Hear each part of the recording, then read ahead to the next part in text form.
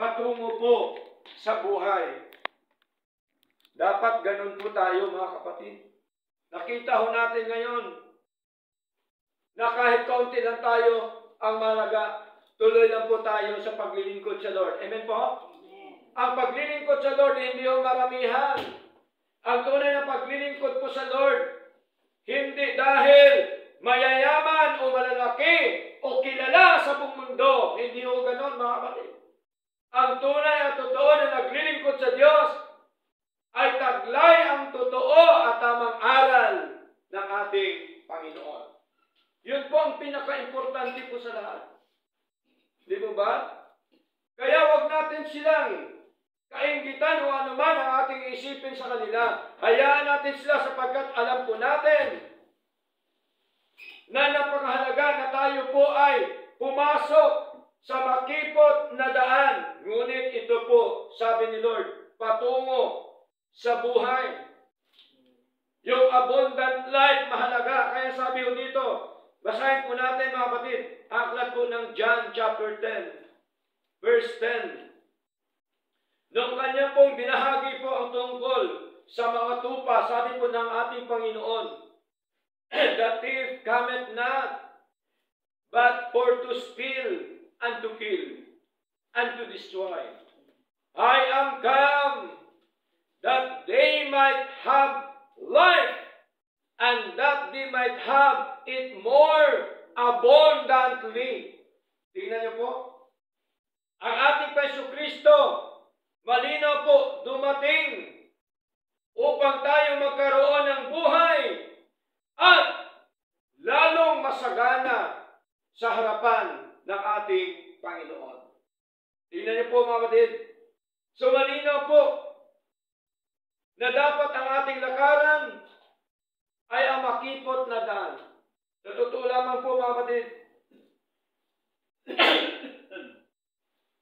hindi po biro ang ating paglilingkod sa Lord. Tama? Maraming mga pagsubukan yan.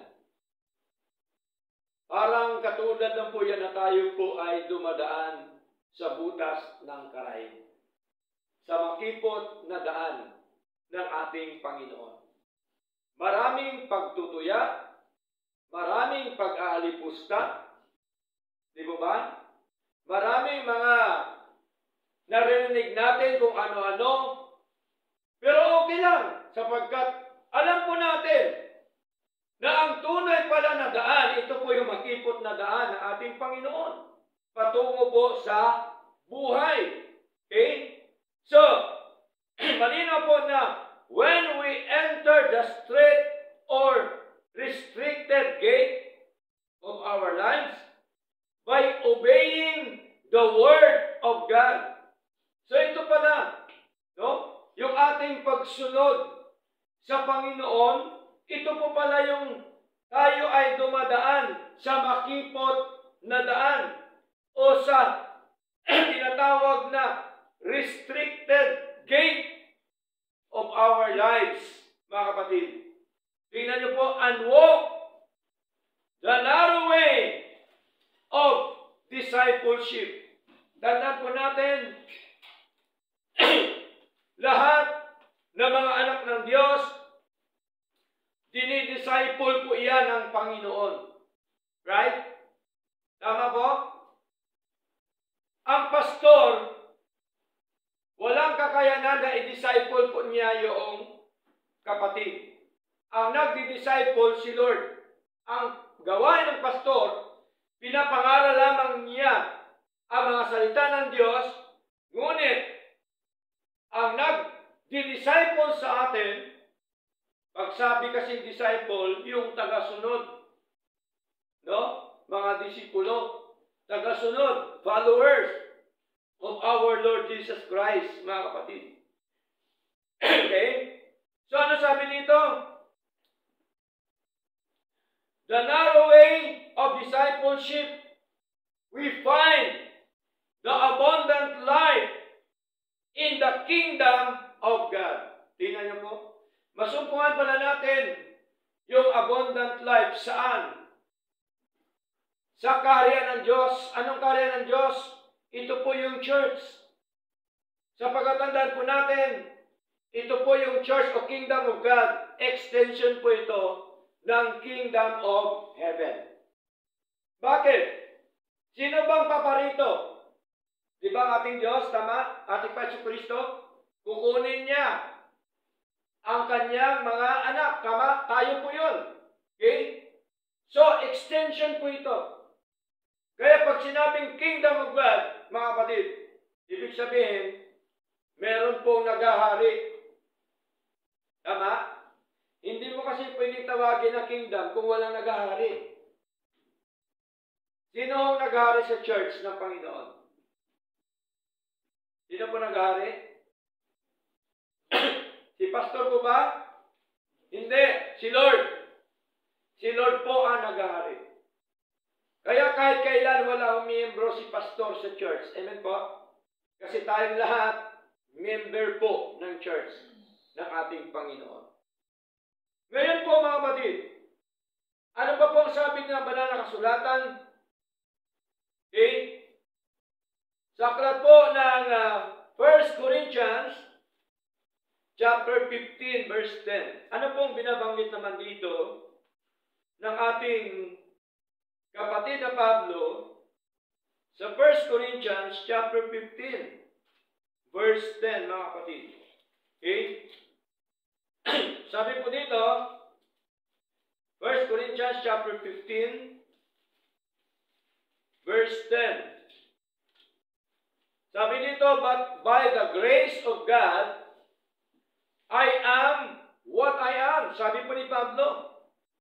And His grace, which was bestowed upon me, was not in vain, but I labored more abundantly than they all, yet not I, but the grace of God which was with me. Tingnan niyo po. Noong si Pablo po ay binigyan ng kasaganaang buhay ng ating Panginoon, hindi niya sinabi na dahil sa kanyang sarili. Lagi niya binibigyan ng diin yung tinatawag po na by the grace of God. Bakit? Kasi po, mga minamahal lahat po, ina-acknowledge po ni Pablo, nire-recognize po ni Pablo na ang lahat sa buhay po niya ay biyaya ng Diyos. Lahat ba sa buhay natin biyaya ng Diyos? Mukhang mahina yata. Lahat ba ng buhay natin biyaya ng Diyos? Amen. Biyaya po ng Diyos ito, mga kapatid. Hindi po ito dahil sa ating lakas. Bakit? Kasi isang pitik lang tayo ni Lord, wala po tayo. Amen po? Isang ganun lang tayo ni Lord, wala tayo. Kaya ang lahat po yan, biyaya po ng ating Panginoon. Kaya napakahalaga po na tayo po ay magpagamit sa Lord. Amen po? Alam niyo po ba, dalawang klase lang po ang tao sa mundo. Ano po yan? Yung taong nagpapagamit sa Lord at saka yung taong ginagamit si Lord. Kung ano ibig sabihin? Yung taong ginagamit ni Lord at saka yung taong ginagamit si Lord para lumaki ang tiyan. Alam niyo po yun. Yeah? Marami ngayon, ginagamit lang si Lord eh. Tama po? Marami po. Ang binabanggit din Diyos yan. Binabanggit din salita ng Diyos. Pero ang motibo, para sa kanilang sariling kapakinabangan. Tingnan po, basahin po natin. Aklat po ng Romans, chapter 16. Okay? Aklat po ng Romans, basahin po natin mga kapatid. Romans chapter 16. Okay? Para po makita natin ang katotohanan na sinasabi po ng ating Panginoon. Romans chapter 16 verse 17. Sabi dito ni Pablo, now I beseech you, brethren, mark them which cause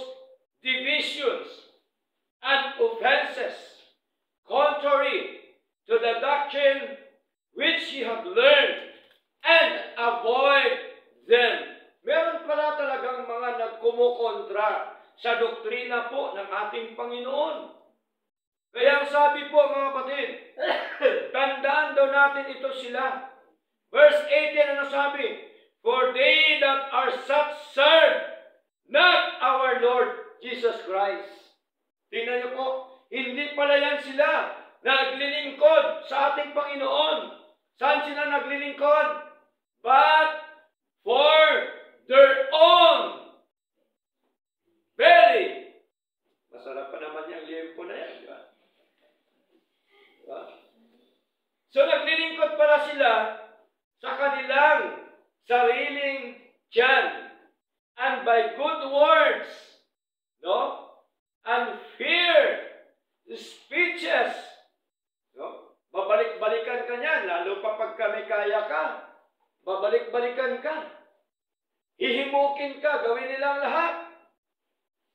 Para madala ka, mapasama ka sa kanila. Okay? Magagaling sila magsalita, mga kapatid. Pinag-aralan po talaga nila yon. Kaya sabi yung dito, malinaw po, and by good words and fair speeches deceive the hearts of the simple. No, dinadaya ang mga puso ng mga walang malay. Ibig sabihin, walang alam sa katotohanan, walang alam sa mga salita ng ating Panginoon. Yun po yung taong walang malay. No, hindi po nahilo. Di ba? Hindi yung nahilo na bumagsak ka na wala ng malay. Hindi yung ganon. Yung ibang klase, walang malay po ito. Ito po yung walang alam sa mga salita ng ating Panginoon. Madali nilang madaya, mga kapatid. So malinaw po yun, mga minamahal. No? Na napakahalaga po. Ano pa po, mga kapatid? Philippians chapter 3, verse 19. Meron din pong binabanggit po dito si Pablo. Philippians chapter 3, verse 19.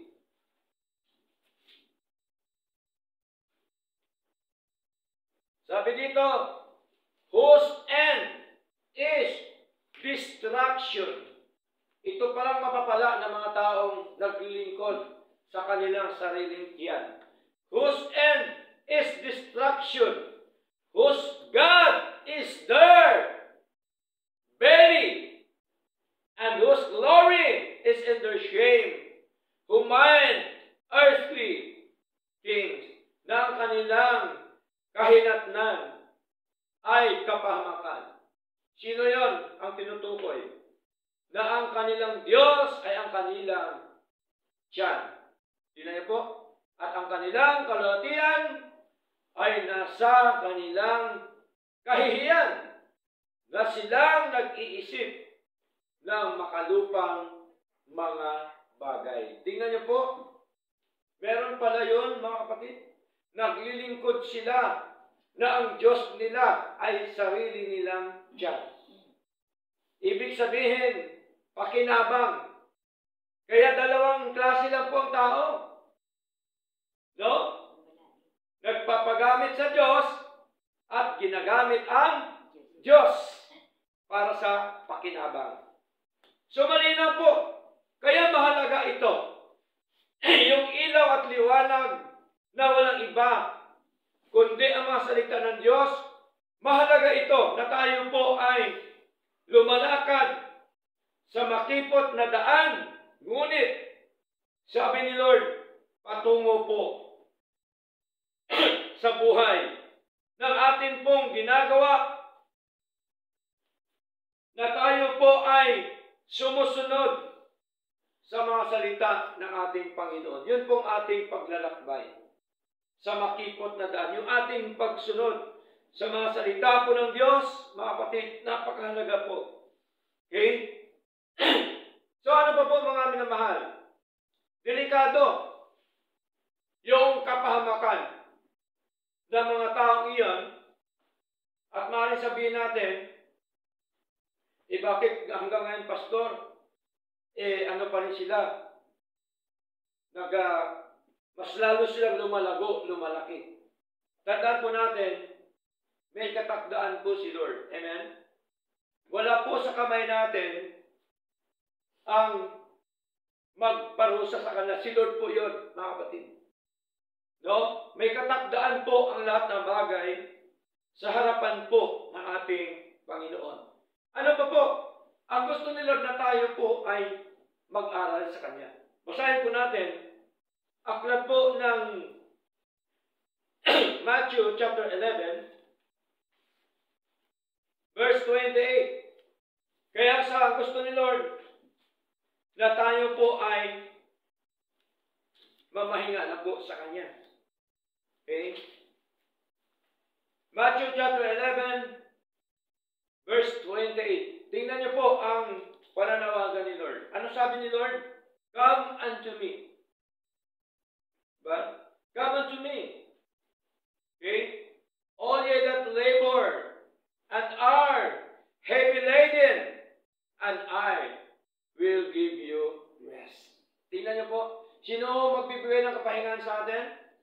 Si Lord. Ano lang po ang dapat nating gawin? Lumapit sa Diyos. Tama? Kaya sabi ni Lord, come unto me. Come unto me. Sabi po ni Lord, mga kapatid. Ano pa po sabi dito? Sabi dito, at bibigyan ko kayo ng kapahingahan.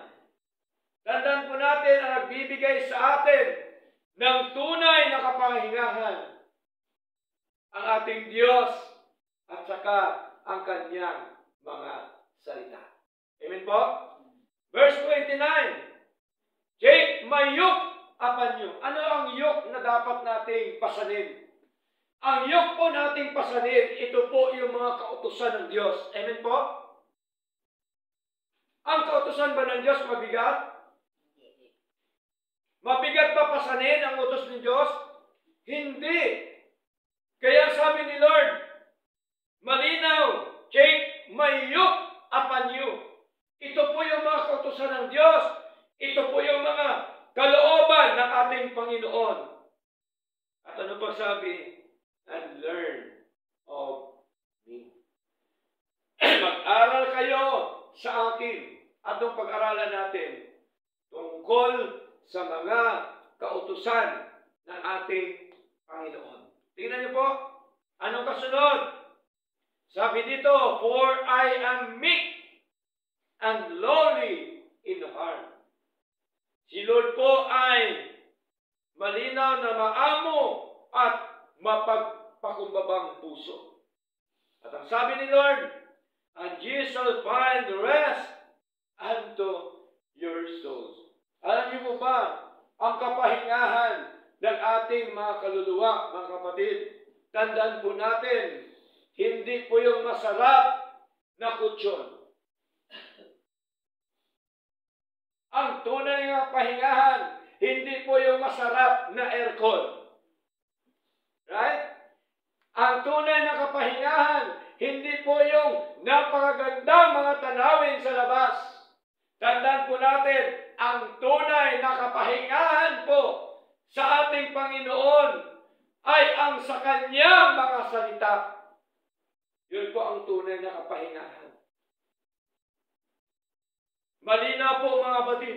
Kaya ano pa po sabi dito?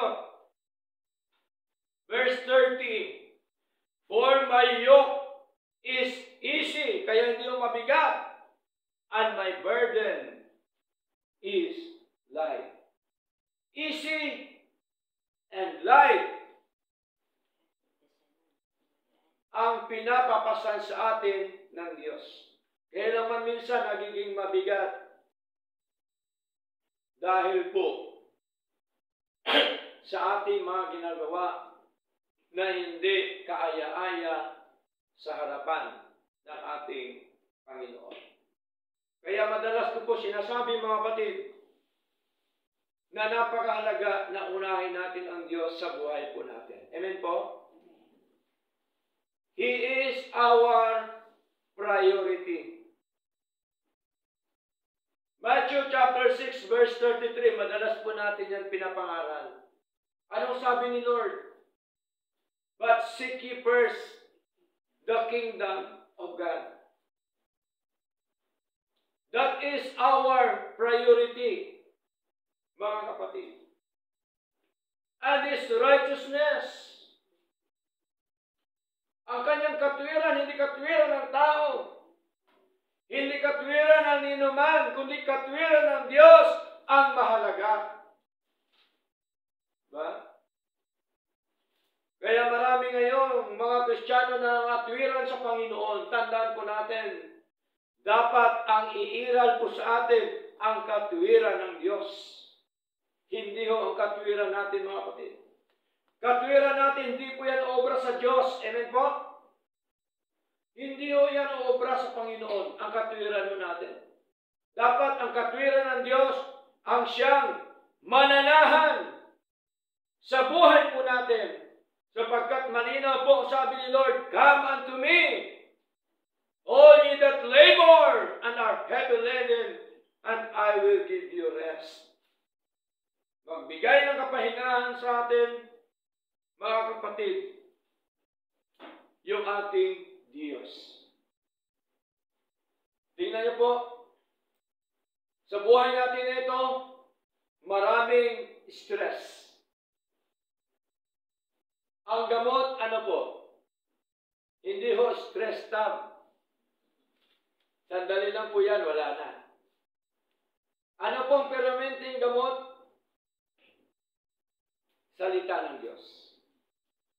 Salita ng Diyos, kapatid. Okay? Mahalaga po yung salita ng ating Panginoon. Kaya ano pa pong sabi dito, mga kapatid? Okay? Romans chapter 3, verse 16. No? Meron po dito binabanggit uli ang ating kapatid na Pablo sa aklat po ng Romans chapter 3, verse 16. Delikado po pagka tayo po ay dumaan sa malawak na daan, ngunit patungo po sa kapahamakan. Sabi dito, Romans chapter 3, verse 16, destruction and misery are in their ways. Kanino po o sino po ang sinasabihan po nito ng ating Panginoon? Ito po yung mga tao na lumalakad sa maluwang na daan. Ngunit, ang sabi ni Lord, malinaw po, ang pagkawasak at paghihirap ay nasa kanilang mga daan. Tingnan niyo po. Tayo po ngayon, dahil ligtas na po tayo, meron tayong free will. Ano ibig sabihin ng free will? Malaya tayo mamili. Maglingkod ba tayo sa Diyos para tayo pagpalain ng Panginoon? O tayo po ay hindi maglingkod sa Diyos para tayo ay magkaroon ng tinatawag po na distraction and misery sa buhay po natin na ito, mga kapatid. Okay? Kasi po, delikado po pag tayo po ay mahulog sa kamay ng ating Panginoon. Ibig sabihin, mawala. Okay? Basahin po natin, Hebreo chapter 3, verse 10. Okay? Hebreo, mga kapatid.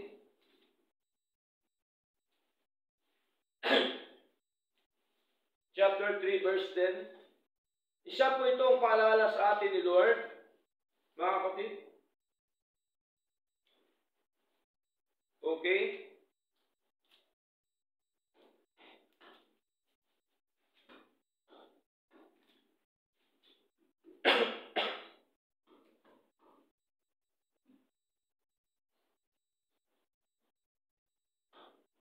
Sabi po dito, sa verse 10, sa wikang Tagalog, kaya nga ako ay napighati sa saling lahing iyon.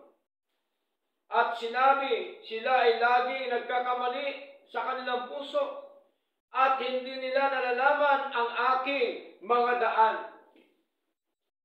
Tinutukoy po nito mga Israelita na kung saan habang sila po ay naglalakbay during the time. Anong sabi nito? Kaya isinumpa ko sa aking pagkapuot, sila hindi makapasok sa aking kapahingahan. Tingnan niyo po. Ano pa? Verse 12. Mag-ingat mga kapatid. No, pinapag-ingat po tayo. Baka meron sa sino man sa inyo ng isang masamang puso ng di pananampalataya sa paglalayo mula sa buhay na Diyos. Tingnan niyo po, paglalayo mula sa buhay na Diyos. Kaya ho, mahalaga mga kapatid, na huwag po tayong lumayo sa mga kautusan ng ating Panginoon. Amen po? Huwag tayong lumayo sa ating Diyos na ating paglikuran, sapagkat ang sabi pa nga ng Panginoon, come unto me. Kailangan nating lumapit sa Diyos. Kailangan ba natin ang Diyos sa buhay natin? Sino po ba nangailangan? Ang Diyos o tayo? Tayo nangailangan.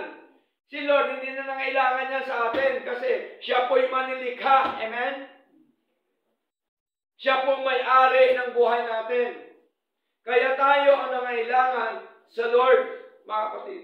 Kaya sabi ni Lord, come unto me, all ye that labor and heavy laden, and I will give you rest. Mahalaga ang kapahingahan natin sa Lord. Ibig sabihin po, mga kapatid,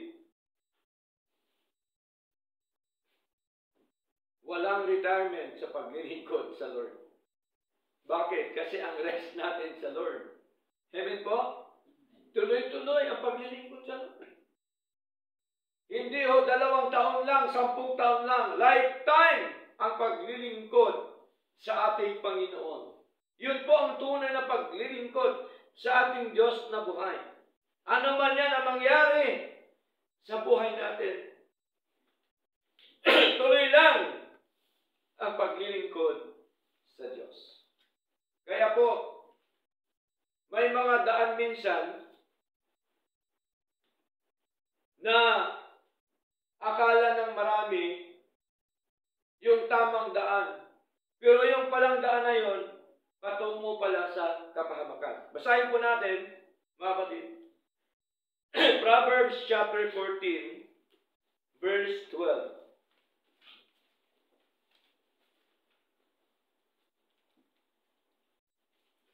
Proverbs chapter 14, verse 12. Sabi dito, there is a way which seemeth right unto a man, but the end thereof are the ways of death. Tingnan niyo po, no? May daan daw na tila matuwid sa isang tao, ngunit ang dulo niyaon ay mga daan ng kamatayan. Ating pong isa-isahin po ito. Sabi po ni Lord, pagitan po ni Haring Solomon, sa isang tao pala, no, ay may nakita siyang daan na tila bagang isang matuwid na daan yun. Pero, ang sabi po ni Lord, yung dulo pala noon ay daan ng kamatayan. Ibig sabihin sa ating paglilingkod na ito, mga kapatid, no? May mga bagay minsan nakala natin maganda, maayos. No? Kasi pinagpapala tayo, pero hindi natin alam, yung dulo pala noon ay kamatayan. Ano pong kamatayan? Minsan, maraming mga Kristiyano na hindi na naglilingkod sa Lord, okay? Dahil pinagpapala ng Diyos, pero ang dulo noon, kamatayan pala. Ito po yung tinatawag na death to fellowship. Okay? Bangin na pala ang dulo. Okay? Kaya po malinaw na dapat lahat ng mga bagay na ginagawa natin, i-konsulta natin sa Lord. Amen po?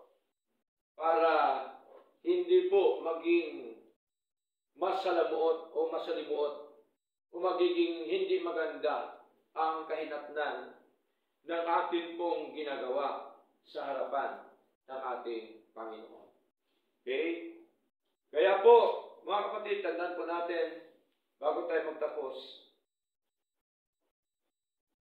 ang tunay na paglilingkod sa Diyos, hindi po yan napapalitan ng kayamanan.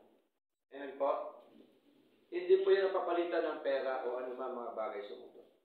Ang tunay na paglilingkod sa Diyos, mga kapatid, meron ka man o wala, tuloy ang paglilingkod sa Lord. Amen po? Yun po ang tunay na paglilingkod sa Lord.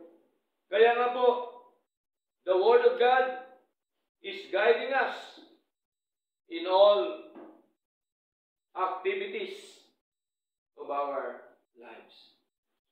Ito po ang ating gabay, ito po ang ating patnubay sa ating buhay upang tayo po ay maging matagumpay. Kaya mula ngayon, umpisa na po natin magbasa ng mga salita ng Diyos. Nagbabasa pa po ba tayo o wala na? Amen. Basta pa rin tayo. Yes, Diba? Oo. Pagka hindi ka nakatulog, basa ka. Tama po?